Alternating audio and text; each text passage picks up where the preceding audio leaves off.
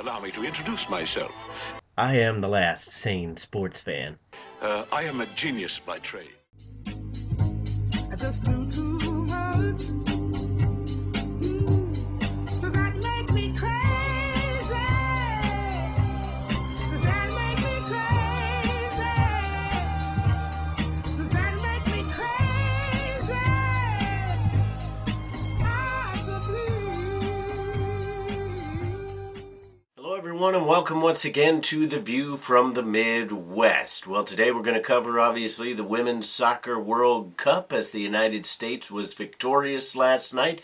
But let's first touch on a couple other topics real quickly. First of all, free agency began today for the NHL and NBA. Nothing real big going on with the NHL. Right before free agency, there was a fairly big trade. Brandon Saad, formerly of the Chicago Blackhawks, was traded to the Columbus Blue Jackets in a 7-player deal. 4 players went back to the Chicago Blackhawks, all of whom were reasonably of note. I mean, nobody except for maybe Anisimov is approaching the talent level that Saad had. But the Blackhawks get cheaper, relatively decent talent, at least to fill out their squad. If nothing else, fill out their minor league team as well, in case they needed any help down there. They sent Brandon Saad and 2 basically no-name players over to Columbus. As a fan of the team that I'm clearly a fan of, as you can tell all around me, I'm happy. Brandon Saad was one of those players that was extremely annoying to play against. Regardless of who he was playing against, he was one of those players that he's not going to score you 20, 30 goals a year. Maybe in the 20 range, but he's not going to be a 30-goal scorer. He wasn't that good. But he was just good enough, and he came up at those most annoying times. For the Chicago Blackhawks, it was the best times. But it was a situation where I'm glad he's gone. The Chicago Blackhawks fans won't be glad that he's gone, especially given that their president, Wirtz, basically said a few weeks ago that he expected Brandon Saad to be in a Blackhawk uniform for years to come. Obviously, they couldn't work out the dollars and cents. Brandon Saad felt that he was worth more than the Chicago Blackhawks were willing to pay, and you get these kind of things happening. So, obviously, Columbus is looking to really kind of make a bigger splash. They've picked up a very good player, and we'll see how all that works out. I think Columbus is going to be a little bit more dangerous now. Whether or not he's a top-line guy by himself, that remains to be seen. In the NBA, nothing big really happening. Kind of expected stuff. Aldridge is out there. Wade is out there. The stuff about Aldridge is going back and forth, whether he wants to go to San Antonio, whether he wants to go to L.A., which seems the more likely one right now. I don't buy into all that, because basically it's very similar to the NFL stadium deal. It all depends on who you're talking to and where they're from. The people out in L.A. can't understand why anybody would want to go to a market that isn't L.A. or New York, so therefore they're like, well, yeah, he's got to be leaning towards L.A., and you get people from other places saying he's leaning other ways. Nobody really knows right now until he signs on the dotted line. LaMarcus Aldridge is still probably the big true free agent. There are bigger names out there, but a lot of them are expected to end up back with their previous teams anyway. Mike Dunleavy, apparently, according to sources, is going back to Chicago, although he was briefly courted by the Cavaliers as well. He apparently has signed a 3-year deal. And then you've got Jimmy Butler, who's been offered a bunch of contracts. He's been offered the 1-year qualifying. He's apparently been offered a 3-year deal with an option for a 4th. And he's also been offered a 5-year deal with the Bulls. 5 years for $90 million. I talked to a friend of mine who knows more about these kind of things than I do. He said he thinks that Jimmy Butler's worth that, given the fact that the NBA's salary cap will go up following this year. I trust his judgment because, as I said, he's a little more in-depth in this stuff than I am. But I just, on the surface, I just don't know that Jimmy Butler is a $90 million guy. I don't care if it's spread over 5 years or not. That's still a lot of money, and I'm just not sure that Jimmy Butler is that kind of player. But the Chicago Bulls obviously think that he is, and thus they have offered it to him. The other big deal was Anthony Davis from Kentucky, obviously now playing for New Orleans, was basically offered a max contract almost right out of the gates. I understand that he was in the league for a couple years now, but $145 million for Anthony Davis. I mean, the kid has improved. I will give credit where credit is due. I did not think he was going to be any kind of NBA player. He is, according to most people, on the verge of being a superstar, but I just still don't see the offensive output for him to be a really kind of championship caliber player and worthy of $145 million. I mean, that is a lot of money. I don't care if that's not a lot of money comparatively in today's pro sports market, but that's a lot of money, and I just personally don't know that Anthony Davis is worth it. But as I said with Jimmy Butler and the Bulls, obviously New Orleans, the Pelicans feel that Anthony Davis is worth it. Now on to the big topic, though, the one that probably most the people who were watching kind of stuck around to see. The United States, a very, very solid performance. It wasn't their best game by far, but it wasn't anywhere near their worst game. I still think China was the best U.S. game so far. People can argue about that. They have their opinions. I think China was the better performance for the United States as a whole, but they weren't able to put away their chances. I didn't think they played quite as well against Germany, but for some reason Germany didn't play like most of us expected Germany to play. There were brief glimpses, little flashes, but the United States did just enough to get out there and get the win. They were a little bit fortuitous. There was the penalty kick that was missed. Germany had never missed a penalty kick in the World Cup.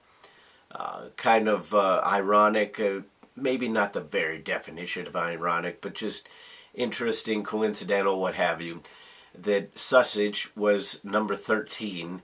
She was the 13th penalty taker in German Women's World Cup history, and therefore she was the first one to miss. I don't know if there's some kind of fate there going on or not, but very lucky for the United States, especially since Hope Solo went the wrong way. Now on Fox Sports, they said there might have been a little bit there that Hope Solo kind of dove early to give another little second thought into Sussage's head. Hope Solo is an incredibly good goalkeeper, probably the best in the world in the women's game. Maybe even in the argument overall, but definitely in the women's game. Even as a goalkeeper, I think that's a bit of a stretch to say that she dove one way hoping to kind of throw off the shooter. Maybe that entered into her mind. Maybe it was just a little bit of an extra little thing hanging out there. I don't know. But Hope Solo really did an admirable job. She didn't get tested really a whole lot. That was the really interesting thing about last night's game from a German perspective. They really didn't try to get in the box and test Hope Solo. She's one of the best in the world. It's going to take something special to beat her most nights. And most of their shots came from like 25 yards, 30 yards, maybe 20 at the closest. And a lot of them they put off target. It was really kind of interesting to see. I wonder what the game plan was. Maybe Germany was just exhausted having to take that much out of themselves to come back and beat France. And they just didn't have it in them to beat the Americans. In the tank, I should say.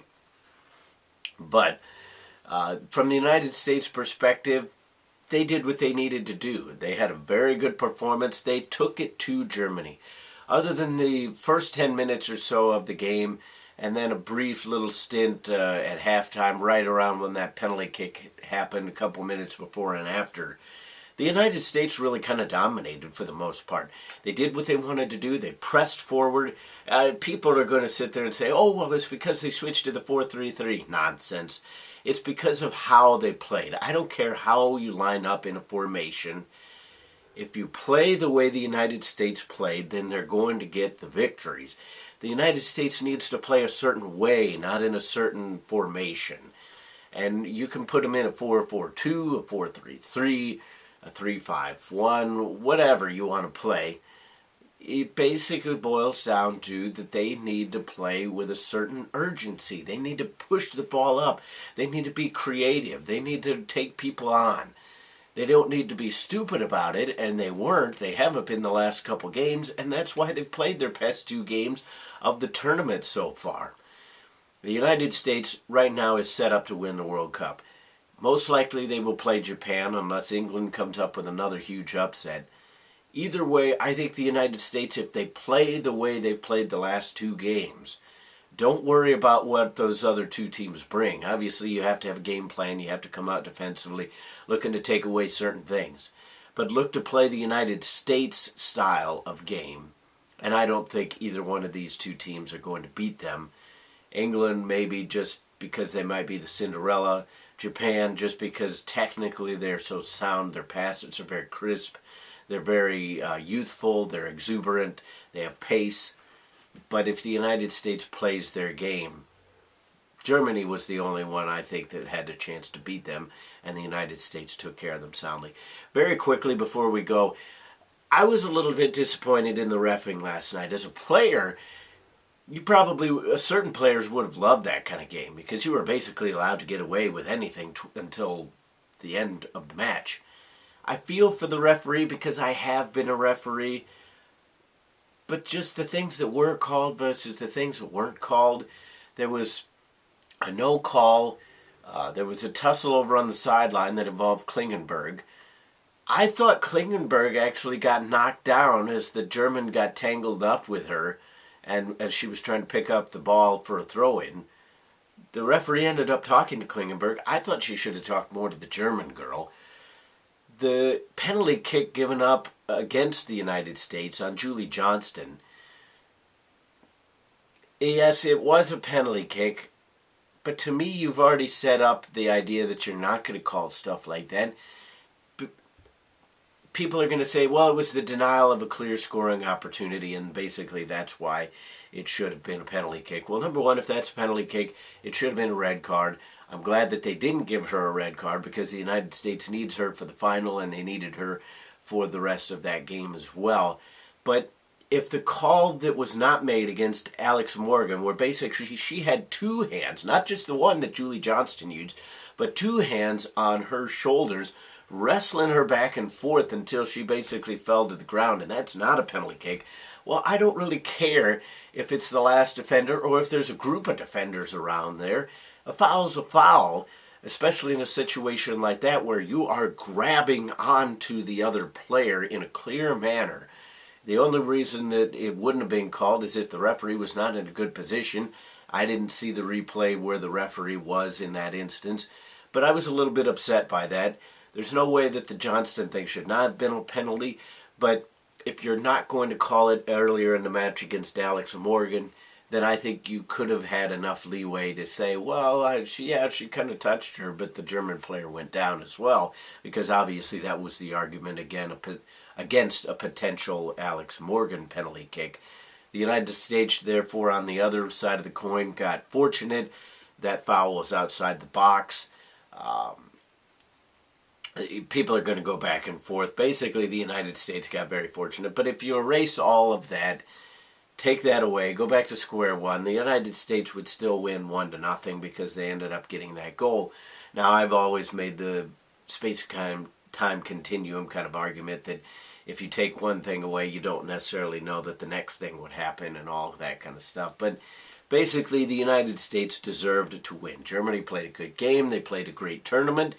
but they played against lesser competition when they finally went up against the United States after taking on a very good France team. They just didn't really have enough energy in the tank to do what they needed to do to get things going. The United States took it to the Germans, and it was an excellent semifinal. Probably should have been the final. Might be a little bit of a letdown in the next game, but the United States can't take anybody for granted. They need to come out with that same intensity and on point. That is The View from the Midwest. What are your views on today's topics? Comment, rate, and subscribe on YouTube. Leave us a comment and thumbs up on Facebook as well. But until the next time, I'll see you then.